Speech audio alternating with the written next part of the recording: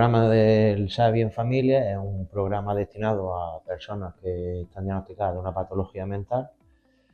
y conviven con los familiares, en el cual los principales objetivos del programa es favorecer la autonomía, la mejora de la propia calidad de vida y el empoderamiento de dichas personas. Y siempre y cuando, como al convivir con sus familiares, hacerlos partícipes del proceso, ayudarles en el propio proceso y dándoles herramientas también para que puedan ayudarlos.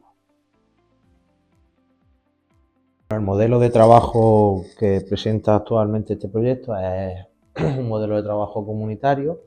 ya que no solo se trabaja con la persona con dicha patología y con los familiares, sino que también se trabaja con todo lo que es la charcha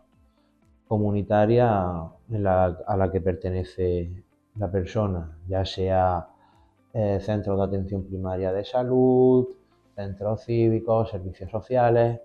etcétera. Todo ello va destinado con el fin de mejorar su calidad de vida y su autonomía dentro de la sociedad actual.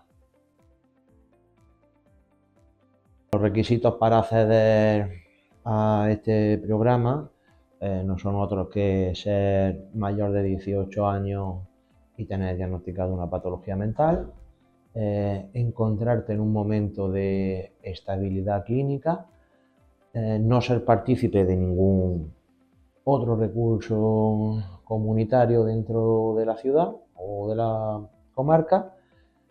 y otro de los requisitos indispensables es que la unidad de convivencia esté formada junto con otra familia.